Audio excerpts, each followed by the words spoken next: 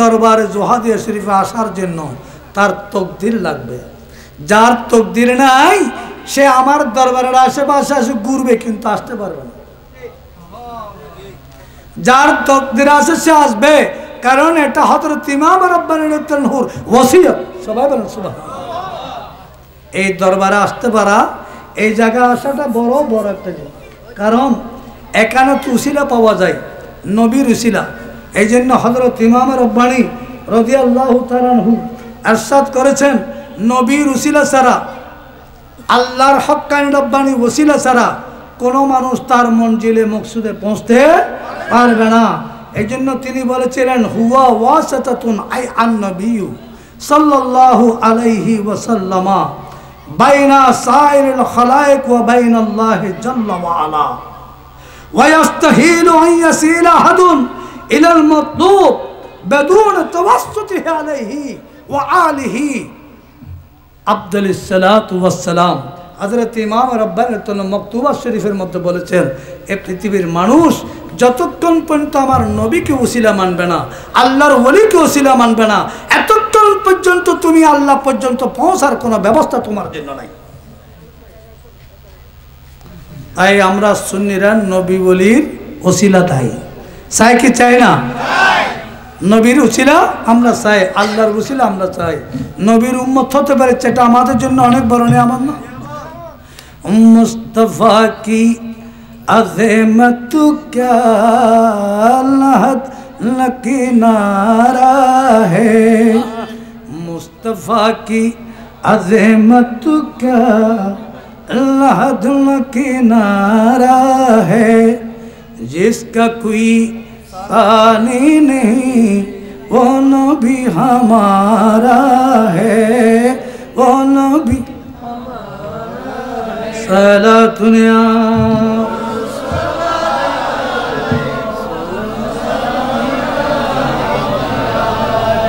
কি বলবো, এদের কাছে তো কোনো আদব নাই।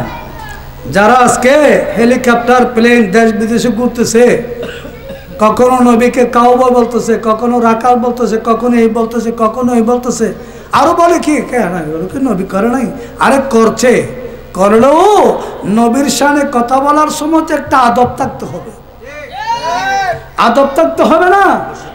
এই আদবের শিক্ষা তো আর বেগুলো দিকে ইমাম আজম আবু হানিফা দিয়ে গেছেন, ইমাম মালিক দিয়ে গেছেন। আরে ইমাম মালিক রহমতুল্লাহ আলাইহি তখনও তো বুখারী শরীফ আসো নাই। আল্লাহর নবী দুনিয়া থেকে যাওয়ার মাত্র 70 বছর পরে ইমাম মালিক মদিনা শরীফে জন্মগ্রহণ করেছেন, তখন তো আসো নাই। উনি আল্লাহর নবীর একটি হাদিসের কিতাব লিখেছেন, যার নাম ছিল মুয়াত্তা। এর আগে কোনো কিতাব ছিল না। এই মুয়াত্তা শরীফ, হায় হায় হায়, এই মুয়াত্তা শরীফ লিখার পর আল্লাহর দরবারে এভাবে হাত তুলেছেন, আল্লাহ আমি তোমার নবীর হাদিস যেখানে পেয়েছি আমি সংকলন করেছি। আল্লাহ নিজের মন থেকে কোনো কথা এখানে লিখি নেই, নিজের ইচ্ছে দিয়ে কোনো কাজ এখানে করে নেই। অথচ আমি মদিনা শরীফের অধিবাসী, আমি আরব দেশের অধিবাসী, আমি জন্মগত আরবি ভাষা জানি, আমি আরবি একটি শব্দ আমি ইমাম মালিক থেকে নিজের থেকে এখানে চয়ন করে নাই, এখানে লিখি নাই, কলম ধরে নাই। ইয়া বারে ইলাহি, আমার যদি কোনো ভুল থাকে, আমার যদি মনের কোনো ইচ্ছে থাকে, এই হাদিসের কিতাবে যদি কোনো সমস্যা থাকে, আমি এই হাদিসের কিতাবটিকে 3 বার করে পানিতে ডুবিয়ে দেব। কয়বার? 3 বার করে পানিতে ডুবিয়ে দেব। আল্লাহ এই কালির লেখা, এই হাজুর পাথর আঁচ দিয়ে আমি যে কলম বানিয়ে লিখেছি, পানি এখানে স্পর্শ করার সাথে সাথে লেখা বুঝে যায়। আগর জমান আমি দিছি এই দিলে একটু দে অ্যাঙ্গরি ফানে এক ফোটা ফেললি সরিয়ে তরে গোড়া সখরি হইতো না, হইতো হ না, হইতো না, কিন্তু দেখা যেত না। এবে কি আর দেখা ন যায়, এনে হাতার তরে গিয়ে লাহার কিন্তু দেখা গেলে একজনে, কিন্তু আর লাহা দেখা গিয়ে না, দেখা ন যায়।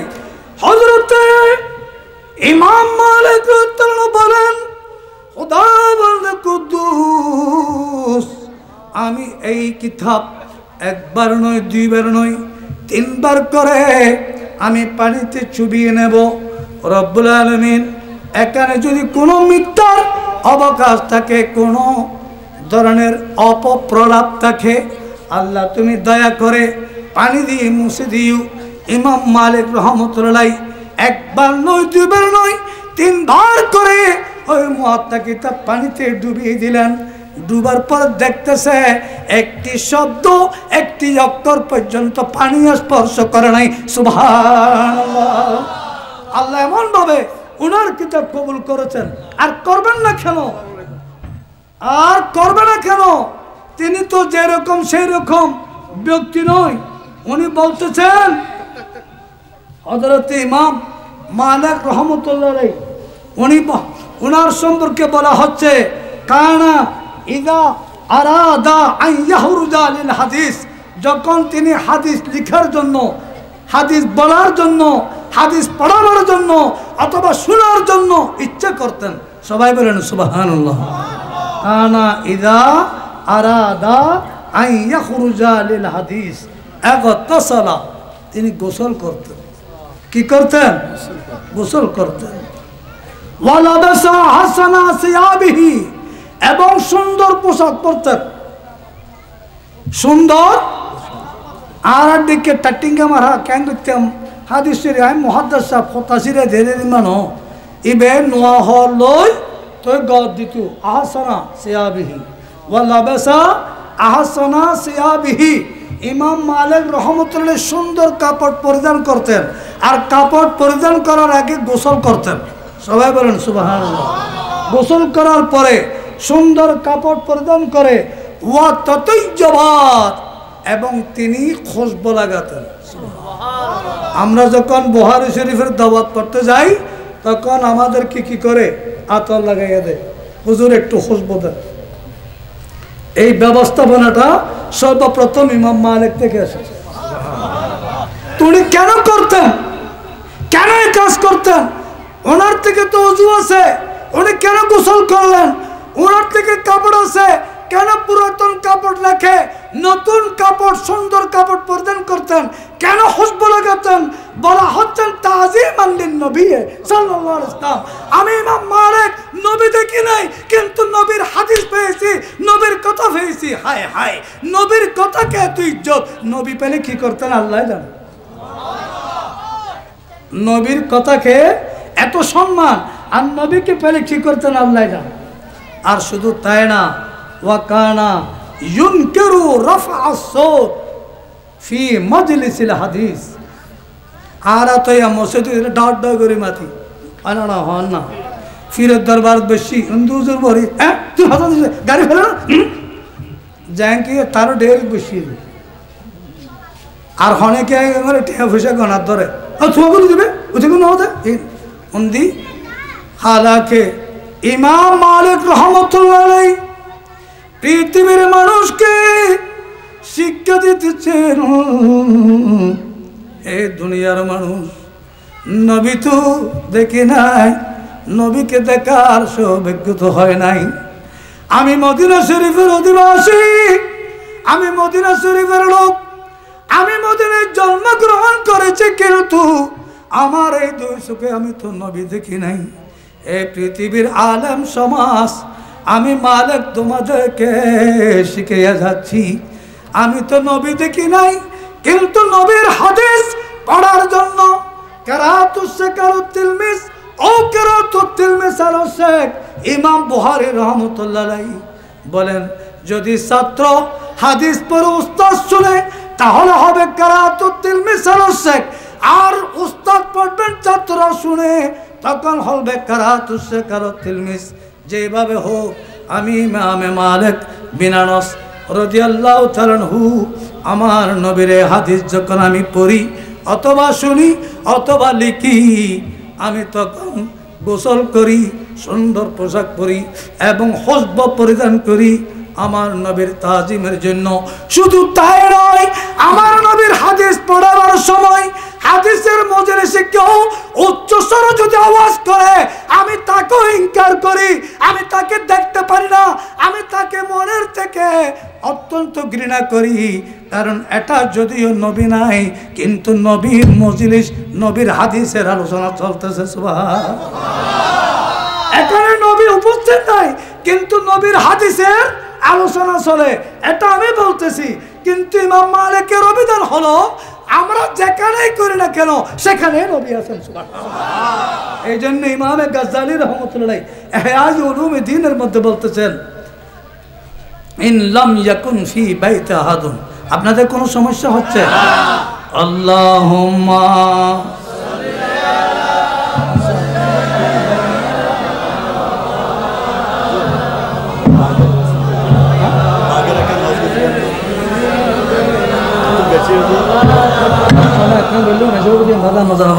আল্লাহুম্মা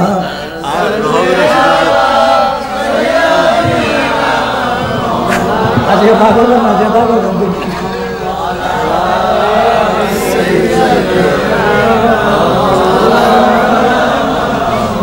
আল্লাহুম্মা সাল্লি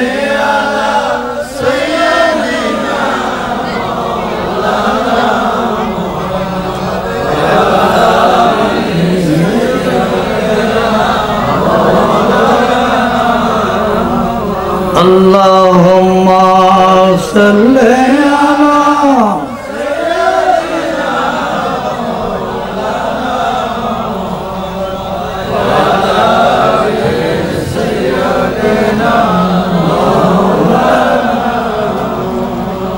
Imam Ghazali radhiyallahu anhu বলেন, ইল্লাম ইয়াকুন ফিল বাইতি আহাদুন ইজদাহালতা, যদি ঘরে কেউ না থাকে, তুমি যখন সেই ঘরে প্রবেশ করবে, আমাদের দেশে অনেক মানুষ আছে না, গর্ষ করিয়া তাকে চট্টগ্রাম, ঢাকা, ঠিক না, ঘরে তালা মারা আছে না, অথবা আপনি ঘর থেকে আসছেন, ঘরে কেউ নাই, আপনার পরিবার বাপের বাড়ি গেছে, আপনি ঘর থেকে আসার সময় তালা মারি চলে আসেন না। আমার ইমামে গাজ্জালি বলেন, বন্দা, হে আল্লাহর বন্দাগণ, আমি তোমাদেরকে বলতেছি, তুমি যখন তোমার ঘরে প্রবেশ করবে, ওই ঘরে যদি কেউ নাও থাকে কোনো সমস্যা নাই, একটা ব্যবস্থা নেবে। কি ব্যবস্থা? সেই ব্যবস্থা হলো কি, ইযা দাখালতা ফাসাল্লিম আলান নবী সাল্লাল্লাহু আলাইহি সাল্লাম, তুমি সেই ঘরে ঢোকার সময় আমার নবীকে সালাম দিবে। সুবহানাল্লাহ। হায় হায় হায়, আর দেশের বলটুমর হবে মদিনা শরীফ হয়ে জানাবা, একটা সালাম দিয়া ফরত দে হবে না হইব। ইতাল্লাই ইমামে গাজ্জালী রাদিয়াল্লাহু আনহুর এই কথাকে এক্সপ্লেনেশন করছেন হযরত ইমাম মোল্লা আলী কারি রহমতুল্লাহ আলাইহি। উনি বলতেছেন, হে বান্দা, তোমরা কি জানো উনি কেন এই কথা বলেছেন? এই কথা বলার কারণ হয়েছে, লিআন্না রূহান নবী সাল্লাল্লাহু আলাইহি ওয়াসাল্লাম হাদিরুন ফি কুল্লি বুয়ুতিল মুমিনিন। সবাই বলেন সুবহানাল্লাহ। কেননা আমার নবীর পবিত্র রূহ মুবারক প্রত্যেক ইমানদারের ঘরে আছে। সবাই বলেন সুবহানাল্লাহ। এই জন্য ইমাম তিরমিজি বলতেছেন, হে দুনিয়ার মানুষ, আমি যে তিরমিজি শরীফ লিখেছি, আমি আবু ঈসা তিরমিজির যদি সুযোগ হয় একটি কিতাব তোমার ঘরে রাখবে, কারণ আমি বলতেছি যেই ঘরে আমি আবু ঈসা তিরমিজির এই হাদিস শরীফ থাকবে, সেই ঘরে আমার নবীর আলাপ আলোচনা চলবে। কাল্লামু ফীহি নবী সাল্লাল্লাহু আলাইহি ওয়াসাল্লাম, সেই ঘরে আমার নবীর আলোচনা চলতে থাকবে। আর নবী হর একখান, সাহাবায়ে কেরাম হর একখান, যুগবরিন্য আলেমল হর একখান, আর খালবেন্য টুটিঙ্গে মলই হদার একখান। হারগান মেনতে মানুষ বেশি লইব না। ইতাল্লাই যে সমস্ত আলেমর ওয়াজ বিতর্ক নয়, যেই সমস্ত আলেমর কিতাব বিতর্ক নয়, যেই সমস্ত আলেমর যুগমিতি বিতর্কিত নয়, এর আলেমর ওয়াজ করিবে।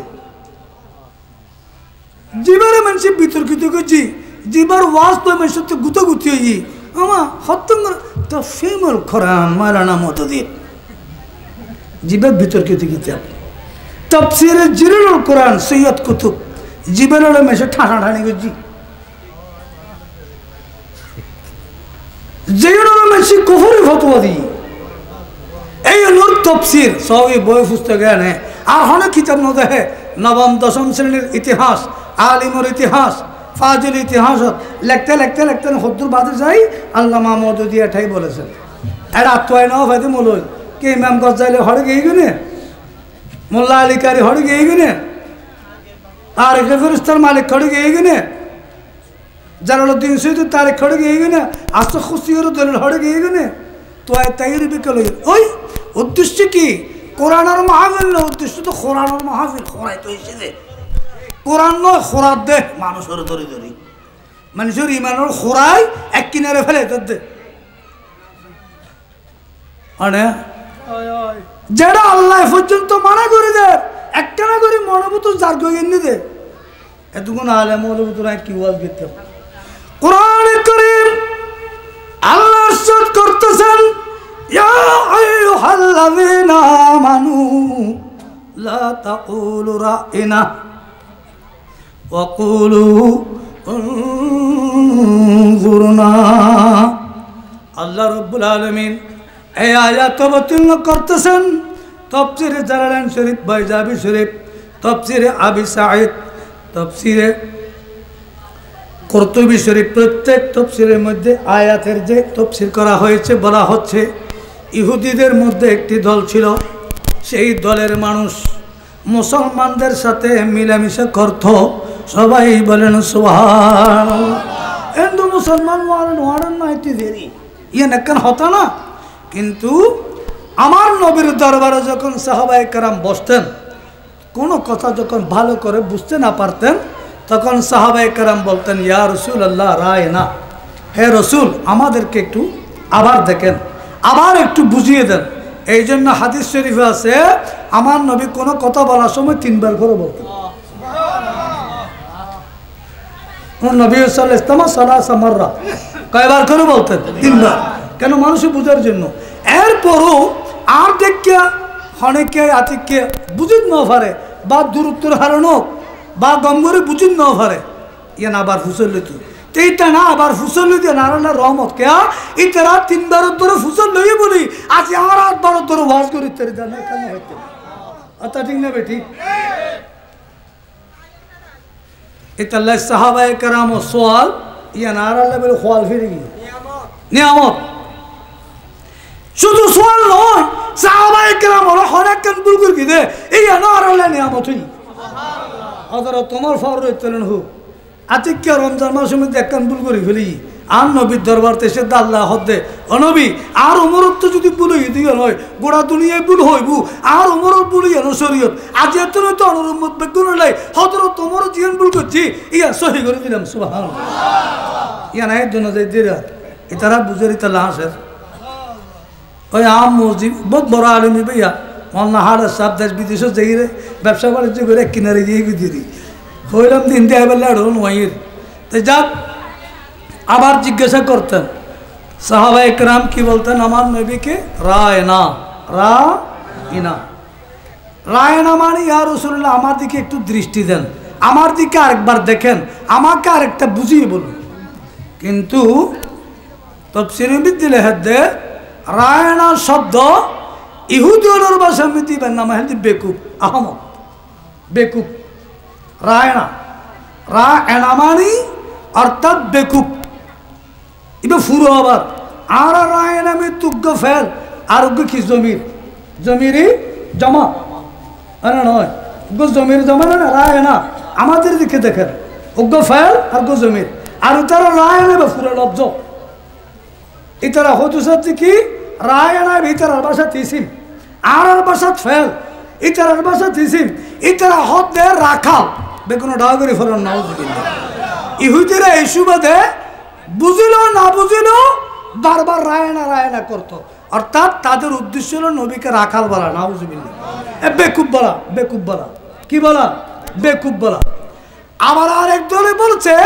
না আমরা এটা বলবো না আমরা বলবো রাইনা একটু গাল বাঁকা করে বলবো রাইন এটা হলো ফেল রাইন ছাগল ছড়ানোওয়ালা মেষ ছড়ানো তার রাইন হয় আর ইসমে ফাইল দেতই এই সময় আমি দেহারে হরফিল তুলি এবার কি হজফ হয় এটা এবার রাইন আসিল এবার রাইন এবার তো তেসার দিবি গিয়া ভরে গিয়ে গেছি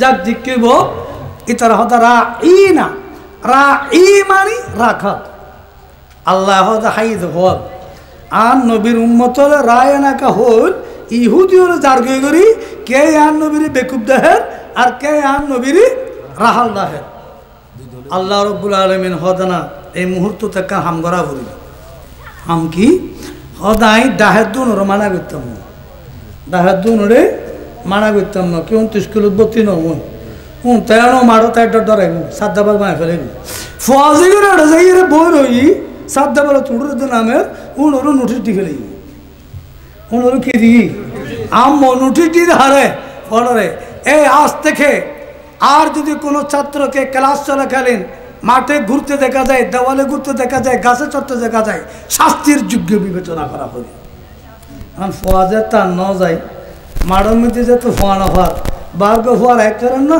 স্কিল্লে ফোয়া নাই দি আগে তো স্কিল্লে ফোয়া ভাগি তো মারে মাঠেও তো দূরজি এখন আর নফার আল্লাহ হত সালাক দেখুন আর হইতে না আল্লাহ হতে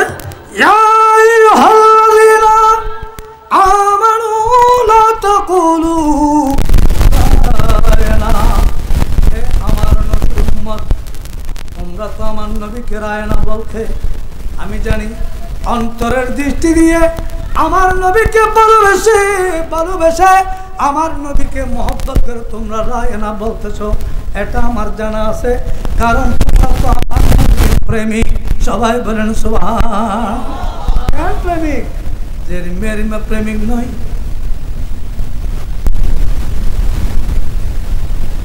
আল্লাহ রাব্বুল আলামিন আমার নবীর সাহাবায়ে কিরামদেরকে বলছেন আজ থেকে তোমরা রায় না বলো না কারণ আমি জানি তোমরা আমার নবীর প্রেম নিয়ে আমার নবীর ভালোবাসা নিয়ে আমার নবীকে রায় না বলতেছ আমি জানি তোমরা আমার নবীর অত্যন্ত প্রেমিক নবীর জন্য প্রাণ কুরবান করে দাও নবীর জন্য তোমাদের সমস্ত ব্যবস্থাপনা নবীর তুতু মুবারক জমিনে পড়তে দাও না নবীর অজুর পানি মাটিতে পড়তে তোমরা দাও না একজনের হাত আরেকজনে লাগাইয়া নিজের মুখে মালিশ করো তোমরা আমার নবীর প্রেমিক এমন প্রেমিক সিদ্দিক আকবর বলেন ইয়া রাসূলুল্লাহ সাল্লাল্লাহু আলাইহি ওয়াসাল্লাম আজ হিজরতের রাত আপনার সাথে হওয়ার জন্য নবীজি আপনার ঘর শরীফ থেকে আমি সিদ্দিক আকবরের ঘর হেঁটে হেঁটে আসছি নবী আপনার পা মুবারক একটু দেখতে পারি